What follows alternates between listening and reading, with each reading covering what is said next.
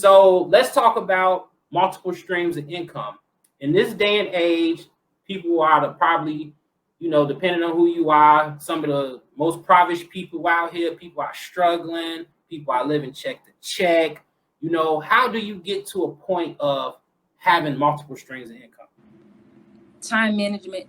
You could go ahead, but time management and really, really knowing your budget, brother. Like, stop trying to live above your means. Stop trying to feel like it's a bad thing at the time to try to work two jobs. You got everybody around here. Oh, bro, I can't do this. I can't do that. Stop making all the reasons that you can't do it and go out here and do it. I mean, when you even look at all the celebrities, they got multiple streams of income. They ain't just doing that one thing. They build and they franchise and they coming over other reasons. Like stop, and that's how everybody gets stuck in a shell, because you get that comfortable job, brother. You ain't even looking no more. You ain't even trying to move up no more. You basically running the company for $50,000 less if only you went on Indeed and started looking. And see everybody get comfortable because they making a little check. They got a little this, they got a little that. But the thing about it though, out here in this world though, brother, a lot of these companies, look at what happened to all these people after COVID, man. Half of them folks ain't had no job no more. I done carried your company 20, 30 years off my back. Now I'm in the unemployment line and you still somewhere off in the Bahamas, sipping on margaritas and stuff. Right. Octavia, go ahead and chime in about time management and give us your take on it. Okay, he hit it too, but time management is like the keyest thing, because I can honestly tell you there's no way you can put a schedule together to even create multiple streams of income if you're not like strict on your time management. If you're not careful, you could find yourself scrolling on social media like at least an hour easy, just scrolling. If you're not careful, you could find yourself in front of a TV screen 2-3 hours. There's nothing wrong with it. But it's time management. So you got to make time where you're chilling, time for this, time for that. And just like he said, like just living in the world today, I don't really understand how families can really just survive off of one income. It's just not safe. I don't mean to be offensive. I can honestly say since I was a teen, since he was a teen, it's always been multiple incomes, even when we didn't even know each other, just because survival is just that serious. You know what I mean? Like, if you're not, if you're relying on the government, this is obviously that's a total different situation. But in general, you should maintain at least two incomes, and that's even if it's just you and a partner working together. You know what I mean? That's still two incomes. Exactly. Beautifully said. For the people out here listening, step your hustle up. Be inquisitive. Think. That's the name of the game. Using your brain to advance yourself. Like they just said, in this day and age, one check just ain't gonna do it. Ain't gonna cut it. So you guys have to think harder, work harder, time management better, execute. That's what it's about. No time wasted. It's nothing wrong with sitting in front of the TV, having some downtime, relaxing your mind, chilling out for a little bit. But in this part of the game, especially when it comes to being Black people, we ain't got no time to waste. We already behind. We behind big time. Behind big time. We about 1,000 years behind. You know what I'm saying? Not to cut you off though, but just the stuff that me and my wife doing, brother. Look at this, like the Caucasian been doing this years ago. We just now getting into this. Exactly. See what I'm saying? So they been knew the ball game of how to make money the easy way. Us, the Black people, we just now getting into this. We just now catching up. So you exactly right with catching up with times, brother, because they've been doing this and passed this on to their grandkids and great grandkids years ago. Exactly. Not to make it a history lesson, but they stole everything. Now they own everything, and now we just trying to ease our way back in there. And people like you are doing a beautiful job. Y'all doing it the right way. Y'all doing it with a positive attitude. And then what I love about y'all is that you're informing people as you move up.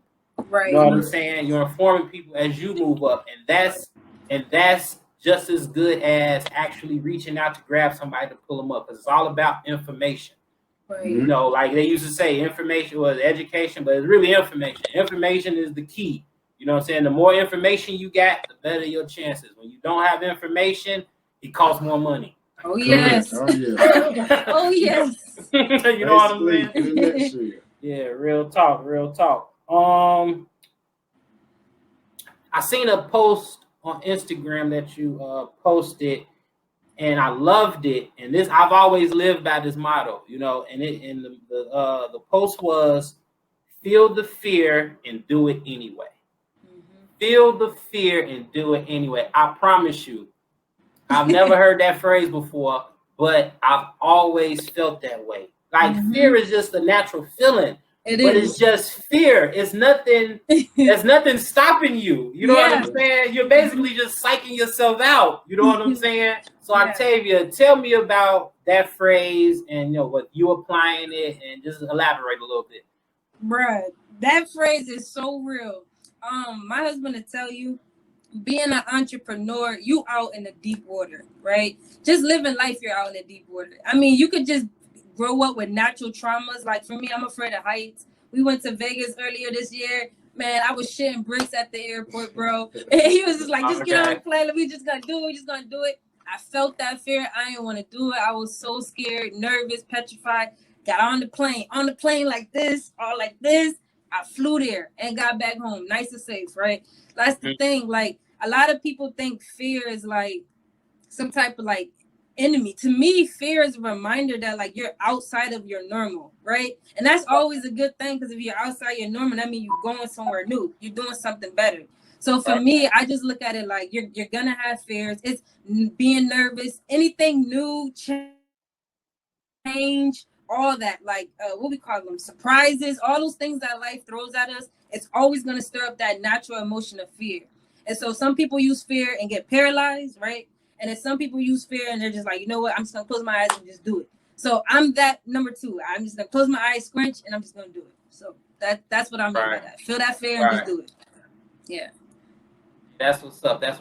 Ray, go ahead and chime in a little bit, with your approach to the feeling of fear and how you just knock it out. Man, to be honest, brother, fear is my comfort zone. Because if I don't have fear, I mean, to me, it's really not taking a chance. You're not really, because anything that you comfortable with, that means you ain't got no fear in it. So every morning I get out here, brother, and I don't have no fear, I get worried. Because that means I'm getting too comfortable. And anytime you get too comfortable, here come that curveball that's going to knock you out every time. So I have to have that fear, brother. That fear is what really motivates you, and that fear is what's going to keep you going. That's dope. Right. Oh, man, I definitely agree with you, man. I was just in Miami, and I had to do a performance. And, it was like 80, 90 people. You know what I'm saying? And I'm sitting, and it was in a play, but I was the performer in the play. I was the rap act in the play. Okay. So I'm sitting behind the curtain. And then the dude is introduced me, and it's getting close. And they like, all right, how y'all doing? They like, yeah. And all that type of stuff. So I'm sitting back there. I'll tell you, I'm scared than the big dog. I'm like, oh, man. But as soon as he was like, all right, here come to the stage, HG. And he handed me that mic. It was like, it's showtime, baby. You know what I'm saying? It's like you still feel the fear, but the excitement of performing well, like, just overshadows that little fear you feel. You know what I'm saying? So I want to encourage the viewers. Yes. I want to encourage the viewers to don't let fear stop you. Do not let it stop you. Do not be scared of success. Because that's all that's going to happen when you, like Ray said, to get to that successful point, you know what I'm saying? You got to get out your comfort zone. You got to get out your comfort zone. You know what I'm saying? So don't let fear stop you. Let it motivate you. Let it motivate you, because once you conquer it, you just gonna feel like $1 million. Right. You know what I'm saying? You were like, man, I did it. You know what I'm saying? Yeah, I was a little nervous at first, man, but I knocked it out. Everything was love. Everything turned out good. And that is just one more thing under the belt that you've accomplished in your life. And we love accomplishments. We love shining. We love, just being the best people that we could be inside and out. Right. Straight like that. Straight like that. Okay. We're going to wrap it up pretty soon. I want to hold you guys all night. Okay. So one of your